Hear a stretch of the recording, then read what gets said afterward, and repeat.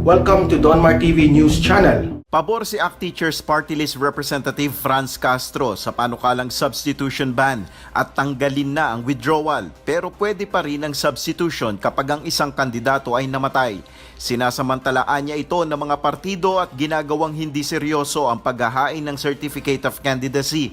Dapat ring ideklarang nuisance at otomatikong resign o patawan ng parusa ang papayag na magpapalit ng kandidato. Sangayon rin dito si Bayan Muna Party List Representative Carlos Zarate. Paliwanag niya kung tatakbo sa halalan, dapat masinsin itong pinag-aaralan at pinag-iisipan. Nakakainsulto ito sa mga botante at pinagmumukhang katatawanan ng halalan. Ayon naman kay PBA Party List Representative Jericho Nograles, may kapangyarihan ng Kongreso na magpanukala ng batas ukol sa pagsasagawa ng eleksyon, kabilang narito ang ukol sa issue ng substitution ng mga kandidato. Interesado ang mambabatas na madinig ang debate ukol dito at mapakinggan ang magiging rekomendasyon ng Commission on Elections. Kontra rin si Presidential Aspirant Manila Mayor Isko Moreno sa pagpapalit ng kandidato matapos ang paghahain ng kandidatura. Our laws allows it. And I hope someday it will be changed. Now, I don't believe in that. No? Kasi ang tawag ko dyan, tita, chinuchubibo tayo, pinaglalaruan, chubibo, piniperis wheel, pinapaikot-ikot tayo. Yes. I don't believe that the people deserve it. Maging si Vice Presidential Aspirant Buhay Party List Representative Lito Atienza ay nagpahayag ng pagtutol dito. Yung mga substitution, hindi pwede yan nung araw. Eh ngayon pwede talaga magpa-file ng candidacy yung katulong mo, driver mo, dapat reserve mo lang ito, anak. Pagdating na panahon, palitan kita. Yan laghanap mo. Ayon naman kay VP Aspirant Senate President Tito Soto, dapat maamyendahan ang Omnibus Election Code at tanggalin ang opsyon na withdrawal kung saan nagkakaroon ng pang-aabuso. Ayon kay COMELEC spokesperson James Jimenez, ibibigay nila ang kanilang opisyal na posisyon ukol sa usapin sa substitution kapag natanggap na nila ang kopya ng panukala.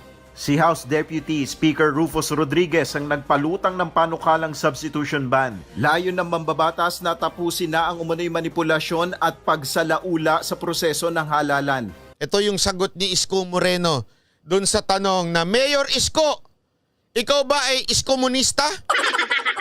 Kasi yan ang binabanggit sa kanya. Sinagot niya. Kayo hong humusga sa sagot niya, ha? Pakinggan ninyo.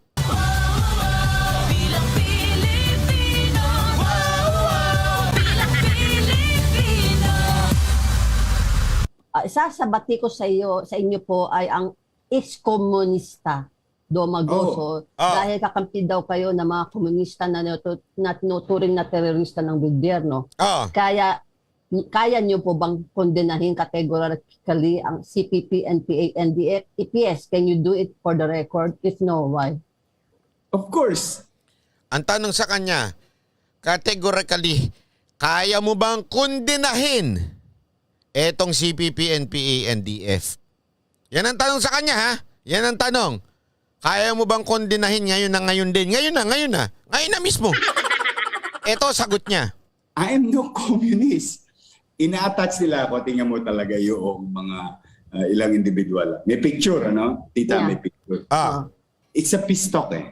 Oh, yeah, I know. Pisto kasi nga, usapan ng mga bangus, mga isda, ganon, ha? I was part of the Yes, peace I know. I was and I'm questioning that. Why grateful is Cisco for the doing that? experience because at least nakakita ako ng malaking problema ng bansa, which is insurgency. No? Kaya nagkaganoon for some different ideology. And Kundinahin mo ba o hindi? Ang haba na sagot mo eh. Kukundinahin mo ba o hindi? witness it. And I'm fortunate. And thanks to President Duterte, thanks to Norwegian government, no, I participated as an observer and I've learned so many things. But then again, katulad ng picture namin ni Bongbong Marcos sa isang restaurant na ako nagkasal, nagkasal ako, kinasal ko si Mel Robles, ninong si Bongbong Marcos. Pero ang ginawa nila... Sagutin mo yung tanong! Naabot na tayo sa kasal eh! Anak naman ng tutsa, yung tanong ang sagutin mo! Sure, pinalalabas ng mga...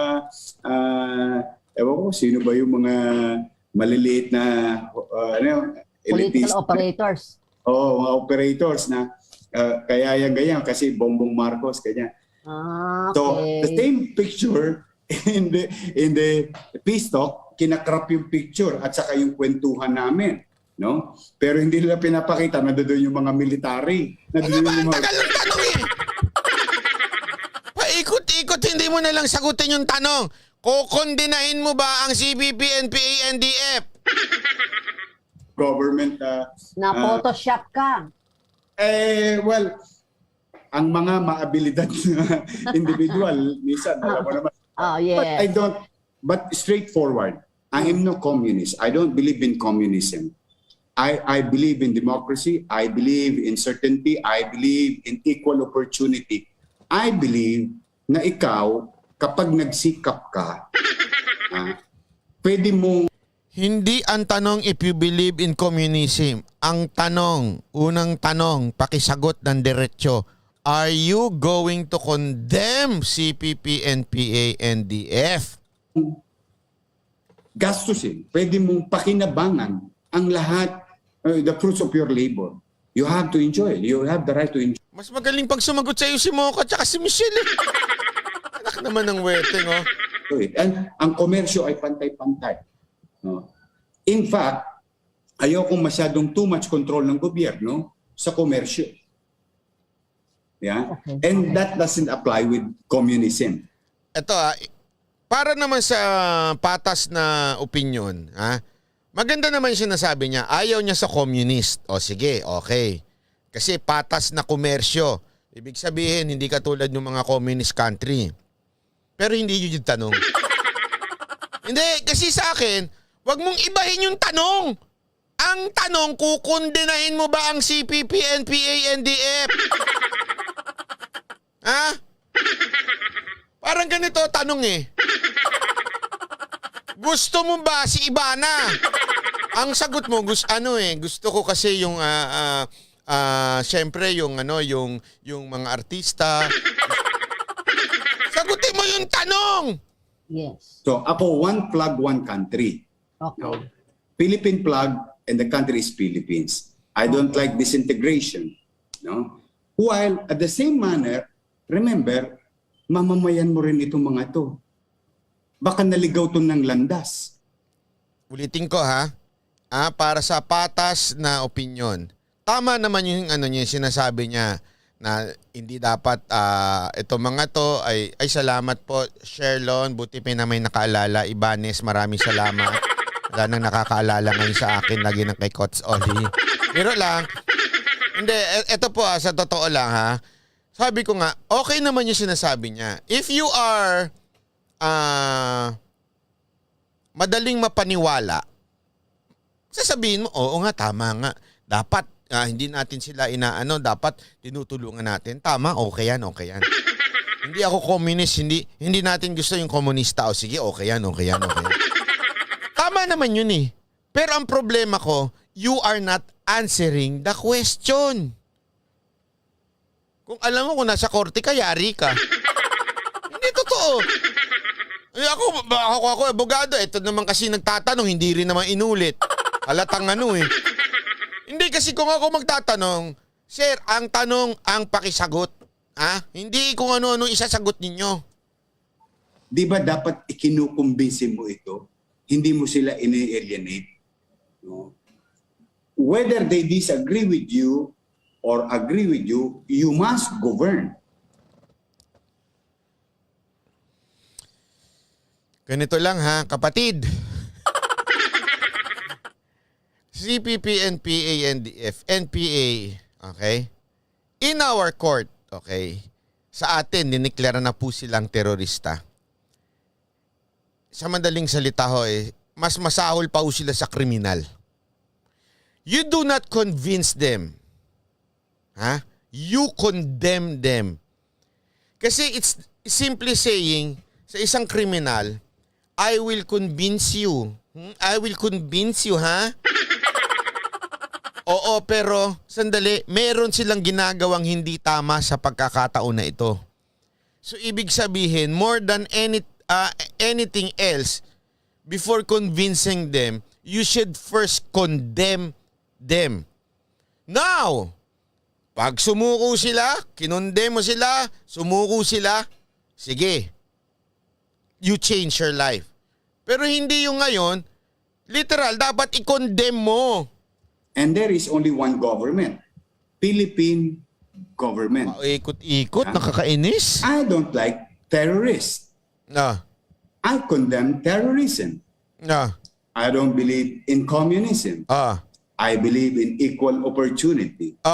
Babae, lalaki, bakla, tomboy, mahirap, middle class, mayaman, can live peacefully. Yan ang problema. Pinasok niya na yung peace talk. We deserve peace. Peace is a very expensive and hard to find word. But we must seek for it because peace brings us better things. Ay nako, ito lang ha. Makinig ka ano ba yan? Makinig ka sa akin na Mayor Isko, ha? Parang hindi ka natuto sa sinabi ni Pangulong Duterte. Ha? The government tried everything na makipag-usap na mapayapa diyan sa CPP, NPA, NDF. Timothy Diyos, salamat po. We tried our best in the government. Ano ang sinabi ni Pangulong Duterte? Simple lang ha. Simple lang ang sinabi ni Pangulong Duterte. While we are having peace talks, pinapatay nyo ang sundalo ko. Yan ang sinabi ni Pangulong Duterte. While we are in a peace talks, inaatake ninyo ang mga kampo, inaatake ninyo yung mga presinto. Sa madaling salita, enough na sa peace talks. We tried everything dyan sa peace talks. Ang ginagawa lang nila, nagpapalakas lang ho ang kanilang sandataan, pinapalakas lang ho nila ang kanilang puwersa habang nasa peace talks. Yan ang sinabi ni Pangulong Duterte.